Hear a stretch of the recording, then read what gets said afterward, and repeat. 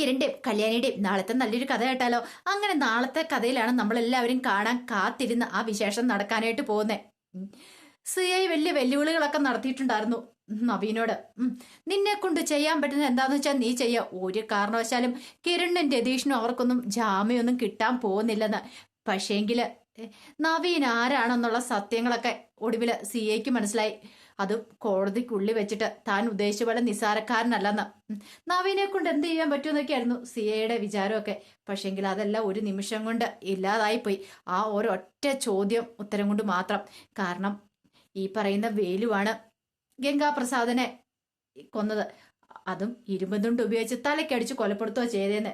പക്ഷേങ്കില് forensic report പ്രകാരം അതിലെ വിരലടയാളങ്ങള് വേലുവിൻ്റെതല്ല. ആ സത്യം ഈ പറയുന്ന സിഐ പോലും തിരിച്ചറിഞ്ഞിട്ടുണ്ടല്ലേ ഉണ്ടായിരുന്നില്ല. അയാൾ പോലും അത് ശ്രദ്ധിച്ചിട്ടുണ്ടായിരുന്നില്ല. പക്ഷേങ്കിൽ നവീൻ അതൊക്കെ പോയി കണ്ടെത്തി. ഒടുവിൽ ആ കാര്യം കോടതിയെ വിളിച്ചു പറഞ്ഞു കഴിയുമ്പോഴത്തേനും സിഐ ഒരു ഞെട്ടലോടുകൂടി നോക്കുവാണ്. അപ്പോഴേക്കും ജഡ്ജി ചോദിച്ചു, അല്ല താങ്കൾ ഇത് മുമ്പേ നോക്കിയില്ലായിരുന്നോ മാർട്ടിൻ? അപ്പൊ നിരപരാധിയായ ഒരാളെയാണോ ഇത്ര ദിവസം കുറ്റം ചെയ്തെന്നും പറഞ്ഞുകൊണ്ട് താങ്കൾ ലോക്കപ്പിൽ ഇട്ടെന്ന് ചോദിച്ചു. അത് കേട്ടപ്പം സിഐക്ക് ഉത്തരവില്ല. ഒരു നിമിഷം നിശബ്ദനായി നിൽക്കുകയാണ്. അപ്പോഴേക്കും നവീൻ പറഞ്ഞു, അതെ, ഇയാളുടെ സ്ഥിരമായിട്ടുള്ള സ്വഭാവമുണ്ട്. കാരണം കുറ്റം തെളിയിക്കാൻ മാക്സിമം ശ്രമിച്ച് കഴിഞ്ഞിട്ട് അത് നടപ്പാക്കാതെ വന്നു കഴിഞ്ഞിട്ടുണ്ടെങ്കിൽ, അല്ലെങ്കിൽ പ്രതികളെ കിട്ടിക്കഴിഞ്ഞില്ലെങ്കിൽ പ്രതിയെന്ന് സംശയിക്കുന്ന ഒരാളുടെ തലയിലേക്ക് കുറ്റം കെട്ടിവെച്ച് അയാളെ കൊണ്ട് കുറ്റം സമ്മതിപ്പിച്ച് ഇതിൽ നിന്ന് രക്ഷപ്പെടാൻ ശ്രമിക്കും. അത് കേട്ട് കഴിഞ്ഞപ്പോ സിഐ പറഞ്ഞു, ഞാൻ അങ്ങനെ ഒരിക്കലും ചെയ്തിട്ടില്ല എന്ന് പറഞ്ഞു. പിന്നെ ചെയ്യാഞ്ഞിട്ടാണോ? വേലു കുറ്റം ചെയ്തിട്ടില്ല. വേലുവിന്റെ വിരലടയാളം അല്ല ആ ഇരുമ്പ് ദണ്ടിലുള്ളത്. പിന്നെ നിങ്ങൾ എങ്ങനെ ഇത്ര കൃത്യമായിട്ട് പറയുന്നു വേലുവാണ് കുറ്റം ചെയ്തതെന്ന്? അത് മാത്രമല്ല, വേലു പറയുകയും ചെയ്തു സിഐ തന്നെ കൊണ്ട് അടിച്ച് സമ്മതിപ്പിച്ചാന്നുള്ള കാര്യം. ഇത്രയും വലിയ തെളിവ് കിട്ടിയിട്ടും ഇപ്പോഴും സിഐ എന്താ ഇങ്ങനെ മാറ്റി പറയണെന്ന് ചോദിച്ചു. സിഐ ഒരു നിമിഷം എന്ത് ചെയ്യണമെന്ന് അറിയത്തില്ല നിന്നു. കാരണം വേലു സമ്മതിച്ചാണ്. അപ്പം അത് കിരണിനെ പിടികൂടാതിരിക്കാൻ വേണ്ടി മാത്രമാണ്. പക്ഷെ സിഐക്ക് അറിയത്തില്ല ആ കാര്യങ്ങളൊക്കെ. ശരിക്കും സത്യത്തിൽ ഈ പറയുന്ന കിരണോ അല്ലെങ്കിൽ വേലു അവരൊന്നും ആയിരുന്നില്ല ഗംഗാപ്രസാദിന്റെ തലക്കടിച്ചത്. പക്ഷെ സിഐയുടെ വിചാരം ഇവരാണ് കൊലപ്പെടുത്തിയെന്ന് ഓർത്തോണ്ടാ സിഐ ആയിരുന്നേ. അങ്ങനെയാണ് വേലുവായിരിക്കും. കാര്യങ്ങളൊക്കെ തനിക്ക് അനുകൂലമായിട്ട് വരും. കിരണൊക്കെ ജയിലിലേക്ക് പോകും. 1-ാം പ്രതി 2-ാം പ്രതി 3-ാം പ്രതി എന്നൊക്കെ പറഞ്ഞുകൊണ്ട് എല്ലാം അകത്തേക്ക് പോകും എന്നൊരു ആത്മവിശ്വാസത്തോട് കൂടിയിട്ടാണ് സിഐ വന്നേ. പക്ഷെ ഒരു നിമിഷം കൊണ്ട് ആത്മവിശ്വാസം ഇല്ലാതായി. പിന്നീട് ജഡ്ജിന്റെ വക നല്ല ചീത്ത കിട്ടി സിഐക്ക്. നിങ്ങൾ ഇങ്ങനെയാണോ കുറ്റങ്ങളൊക്കെ അന്വേഷിച്ച് കണ്ടെത്തുന്നേ? ഞാൻ ഇത്ര നിസ്സാരമായ കാര്യം പോലും നിങ്ങൾ നോക്കാതെ. അപ്പം കോടതിയിൽ വക്കീല് പറഞ്ഞ കാര്യങ്ങളൊക്കെ ശരിയല്ലേ? നിങ്ങൾ അയാളെ കൊണ്ട് കുറ്റമൊക്കെ അടിച്ച് സമ്മതിപ്പിക്കുകയല്ലേ ചെയ്തതെന്ന് ചോദിച്ചു. അല്ല അത് പിന്നെ സാറേ ഞാൻ നിങ്ങൾ കൂടുതലൊന്നും പറയണ്ടെന്ന് പറഞ്ഞു. ഇങ്ങനെയാണ് നിങ്ങൾ ഓരോ കേസ് കളിക്കുന്നത്. ആകെപ്പാടെ നാണക്കേടായിപ്പോയി സിഐക്ക്. താൻ ഇതിനു മുമ്പ് കഷ്ടപ്പെട്ട് ബുദ്ധിമുട്ടി നേടിയെടുത്ത ഇമേജൊക്കെ ഒറ്റ നിമിഷം കൊണ്ട് തകർന്നില്ലാതായിപ്പോയി. മുറിവേറ്റ സിംഹത്തെ പോലെ ഇങ്ങനെ നിൽക്കുക. ഒന്നും ചെയ്യാൻ പറ്റില്ല. ആ സമയത്ത് കിരണും രതീഷും ഒക്കെ പരസ്പരം നോക്കുകയാണ്. കാരണം അവര് കിരണൊക്കെ വിചാരിച്ചോണ്ടിരുന്നത് പാർക്കല്ലെല്ലാം അങ്ങനെ തലയിടിച്ച് വീണതായിരിക്കും. പക്ഷെ ഈ ഇരുമ്പ് ദണ്ട് അങ്ങനെയാണെങ്കിൽ വേറൊരാൾ അവിടെ വന്നിട്ടുണ്ട്. തങ്ങളല്ലാതെ വേറെ ആരോ ആ സമയത്ത് അയാളുടെ തലക്കടിച്ചിട്ടുണ്ട്. പക്ഷെ അതാരാ എന്താ ഏതാന്നും അറിയത്തില്ല. അപ്പൊ ഒരു കാര്യം ഉറപ്പാ, താൻ അവനെ ഇടിച്ചിഞ്ചപ്പരുവാക്കിയിട്ട് സമയത്ത് വേറെ ആരോ വന്ന് കൊല ചെയ്തിട്ട് പോയത്. കിരണെന്തോ വല്ലാത്തൊരു ആത്മവിശ്വാസമൊക്കെ തോന്നി. തങ്ങളിൽ ആരും അല്ലല്ലോ കൊല ചെയ്തിരിക്കുന്നേ. അല്ലെങ്കിലും ഇനിയിപ്പൊ ജയിലിൽ കിടക്കേണ്ട കാര്യമില്ല. കുറ്റം ചെയ്യാതെ അകത്തേക്ക് പോകേണ്ട കാര്യമില്ലല്ലോ. നവീന്റെ ഓരോ ചോദ്യത്തിന്റെ മുന്നിലും സേ അങ്ങനെ ഒടുവിൽ നാണം കിട്ടി നിൽക്കുകയാണ്. ഇനിയിപ്പം ജഡ്ജി തീരുമാനമെടുത്താൽ മതി കിരണിനൊക്കെ ജാമ്യം കിട്ടണോ വേണ്ടെന്ന്. ഒടുവിൽ ജഡ്ജി ഇത് പറയാണ്. കാരണം വക്കീലിനെ തെളിയിക്കാനായിട്ട് സാധിച്ചിട്ടില്ല ഇവര് കുറ്റം ചെയ്തിട്ടുണ്ടെന്ന്. അതുകൊണ്ട് ഇവരെ ജാമ്യത്തിൽ വിട്ടയക്കുന്നെന്ന്. അങ്ങനെ ഒരു വാർത്ത കേൾക്കാനായിട്ടാണ് കിരൺ അവരൊക്കെ കാത്തിരുന്നത്. കാരണം കിരൺ ഇപ്പൊ ആവശ്യമായിരുന്നു പുറത്തിറങ്ങാന്നുള്ളത്. കല്യാണി ഈ അവസ്ഥയിൽ കിടക്കുന്ന സമയത്ത് താൻ കല്യാണിന്റെ ഒപ്പം ഉണ്ടായിരിക്കണം, കല്യാണ ജീവിതത്തിലേക്ക് തിരികെ കൊണ്ടുവരാനായിട്ട്.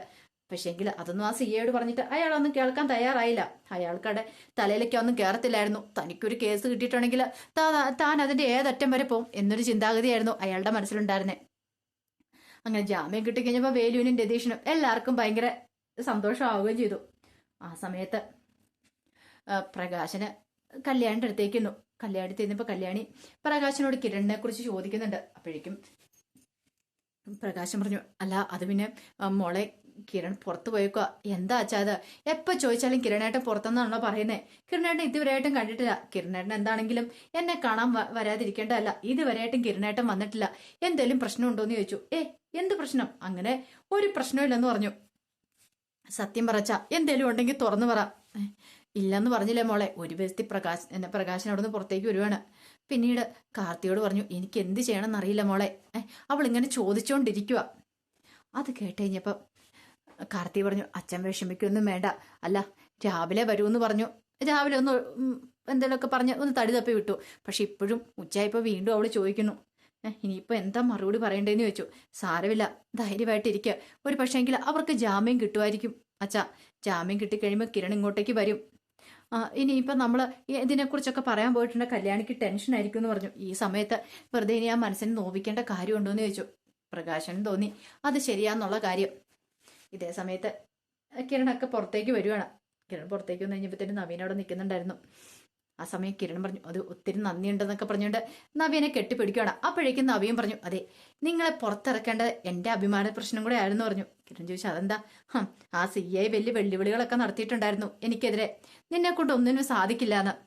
അല്ല, ഈ കാര്യങ്ങളൊക്കെ ഞാൻ ഇപ്പോഴാണ് തന്നെ മനസ്സിലാക്കണേന്ന് പറഞ്ഞു. അത് കേട്ട് കഴിഞ്ഞപ്പോഴത്തേനും നവീൻ പറഞ്ഞു, ശരിക്കും വേലുവിൻ്റെ വിരലടയാളമല്ല അതിനകത്തുള്ളതെന്ന് പറഞ്ഞു. അപ്പോഴേക്കും കിരൺ പറഞ്ഞു, അങ്ങനെയാണെങ്കിൽ ഏതോ ഒരു കൊലയാളി ഉണ്ട്, നമ്മളാരും അറിയത്തില്ലാതെ ഒരു കൊലയാളി മറിഞ്ഞിരിക്കുന്നുണ്ടെന്ന് പറഞ്ഞു.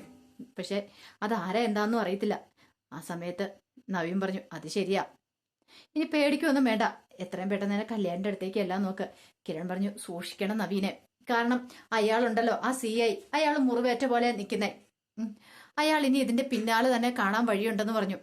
അത് കേട്ടപ്പോൾ നവീൻ പറഞ്ഞു, അത് ശരിയാ, അതുകൊണ്ട് നീയും ഒന്ന് സൂക്ഷിക്കാൻ നല്ലതാ. കാരണം അയാൾ ഇനിയിപ്പോൾ എന്തൊക്കെ കാണിച്ചു കൂട്ടുന്നതെന്നൊന്നും പറയാൻ പറ്റില്ല.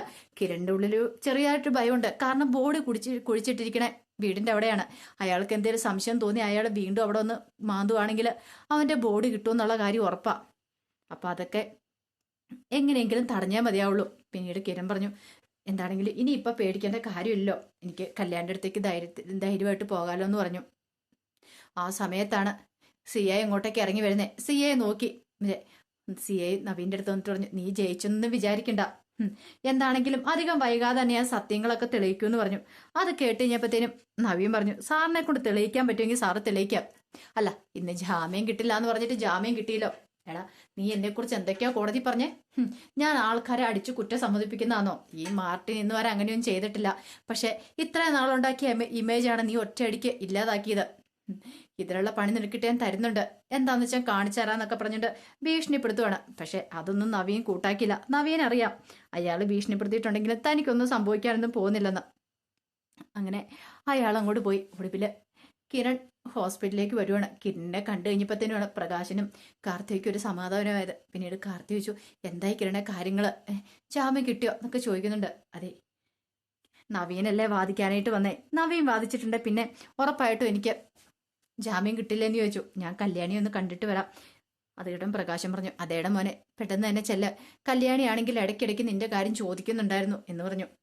അങ്ങനെ കല്യാണിന്റെ അടുത്തേക്ക് വന്നപ്പോഴത്തേനും കല്യാണി ചോദിച്ചു, എവിടെയായിരുന്നു കിരണേട്ടാ? എത്ര സമയമായി കിരണേട്ടനെ അന്വേഷിക്കുന്നേ? ചോദിക്കും കിരണേട്ടൻ പുറത്തു പോയി എന്നുള്ള ഉത്തരം മാത്രമാണ് കിട്ടുന്നേ. എന്നിട്ടിപ്പോൾ കിരൺ പറഞ്ഞു, അതെ, അത്യാവശ്യമായിട്ട് 1-2 കാര്യങ്ങളുണ്ടായിരുന്നു പറഞ്ഞു. അത് കേട്ടപ്പോൾ കല്യാണി പറഞ്ഞു, ഞാൻ ആകെപ്പാടെ പേടിച്ചു പോയി. കാരണം ആ CIയുടെ കാര്യം അറിയാലോ, അയാൾ എനിക്ക് വിളറി പിടിച്ച് നടക്കുമല്ലേ. ഇനി എന്തേലും കിരണേട്ടനെയൊക്കെ ചോദ്യം ചെയ്യാൻ വിളിച്ചോണ്ട് പോയോ, എന്തേലും പ്രശ്നം ഉണ്ടായോ എന്ന് എനിക്ക് നല്ല പേടിയുണ്ടായിരുന്നു പറഞ്ഞു. അതൊന്നും ഓർത്ത് നീ പേടിക്കേണ്ട കാര്യമൊന്നുമില്ല, അങ്ങനെയൊന്നും സംഭവിക്കില്ല എന്ന് പറഞ്ഞിട്ട് കല്യാണിയെ ആശ്വസിപ്പിക്കുകയാണ്. പിന്നീട് കിരൺ പറഞ്ഞു, ഇനിയിപ്പം അയാളുടെ കാര്യം ഓർത്തിട്ട് വിഷമിക്കേണ്ട, അയാളിന് നമ്മുടെ പിന്നാലെ വരാനൊന്നും പോകുന്നില്ലെന്ന് പറഞ്ഞു. അതെന്താ കിരണേട്ട അങ്ങനെ പറഞ്ഞേ? കിരണേട്ട ഇത്ര ഇതായിട്ട് ഉറപ്പായിട്ട് പറഞ്ഞത്? അത് പിന്നെ ഞാനങ്ങോട്ട് പറഞ്ഞതേ ഉള്ളൂ, അയാൾക്ക് തോന്നിക്കാണും നമ്മളല്ല കൊല ചെയ്തതെന്ന് എന്നൊക്കെ കിരൺ ഒരു ഒഴുക്കം വട്ടി പറയണം. പിന്നീടാണ് ചന്ദ്രസേനന് കിരണിന് ജാമ്യം കിട്ടിയെന്ന് അറിഞ്ഞ്. അതറിഞ്ഞു കഴിഞ്ഞപ്പോഴത്തേനും ഭയങ്കര സന്തോഷമായി. പക്ഷെ ഷാരിക്ക് ഭയങ്കര വിഷമമായിരുന്നു. രാഹുലിനെ ഇല്ലാതാക്കിയതാണ് അവന്. അവൻ കുറച്ച് നാളെങ്കിലും അകത്ത് കിടക്കണമായിരുന്നു. അതിനുള്ള ശിക്ഷ അവന് കിട്ടണമായിരുന്നു. രാഹുലിനെ ഇല്ലാതാക്കിയതല്ലേ, ഒന്നുമല്ലേലും തന്റെ ഭർത്താവല്ലേ, അവൻ അകത്ത് കിടക്കുമെന്ന് പ്രതീക്ഷിച്ച. പക്ഷെ അതിൻ്റെതായ ഒരു നിരാശയും കാര്യങ്ങളൊക്കെ ശാരിയുടെ മനസ്സിലുണ്ടായിരുന്നു. പക്ഷെ ശാരി അതൊന്നും പുറമേ കാണിച്ചില്ല. പുറമേ കാണിക്കാൻ പറ്റില്ലല്ലോ. പുറമേ കാണിച്ചിട്ടുണ്ടെങ്കിൽ എപ്പോൾ ചവിട്ടി പുറത്താക്കിയാൽ മതി, പുറത്താക്കിയെന്ന് ചോദിച്ചാൽ മതി. അതുകൊണ്ട് ശാരിയൊന്നും മിണ്ടാതിരിക്കുക. ചന്ദ്രസേനും രൂപയ്ക്കും ഒക്കെ സന്തോഷമുള്ള കാര്യം തന്നെയായിരുന്നു. പിന്നെയാണ് കിരൺ ആ കാര്യം പറയണേ. കാരണം ഇതിന്റെ പിന്നെ വേറൊരു കൊലയാളി മറിഞ്ഞിരിക്കുന്നുണ്ട്. അച്ഛാ, ശരിക്കും പറഞ്ഞ 20 അടിയേറ്റിട്ടാണ് മരിച്ചിരിക്കുന്നത്. പക്ഷേ എങ്കിൽ അതില് ഈ പറയുന്ന വേലുവിന്റെ കൈവെള്ളടയാളോ അതൊന്നും അല്ല പതിഞ്ഞിരിക്കുന്നത്, വേറെ ആരുടെയാണ് എന്ന് പറഞ്ഞു. അത് കേട്ടപ്പോൾ ചന്ദ്രസേന ഒന്ന് ഞെട്ടി. ആരായിരിക്കും ആ കൊലപാതകം ചെയ്തതെന്നൊരു ചിന്ത എല്ലാവരുടെ മനസ്സിലുണ്ട്. ഇനിയിപ്പോൾ അധികം വൈകാതെ ആ കൊലയാളി പുറത്തു വരും. അതിന്റെ വിശേഷങ്ങൾക്കറിയാൻ നമുക്ക് എല്ലാവർക്കും കാത്തിരിക്കാട്ടോ. ഒരിക്കൽ കൂടി എല്ലാവർക്കും ശുഭരാത്രി നേർന്നുകൊണ്ട് നിർത്തുന്നു. നന്ദി.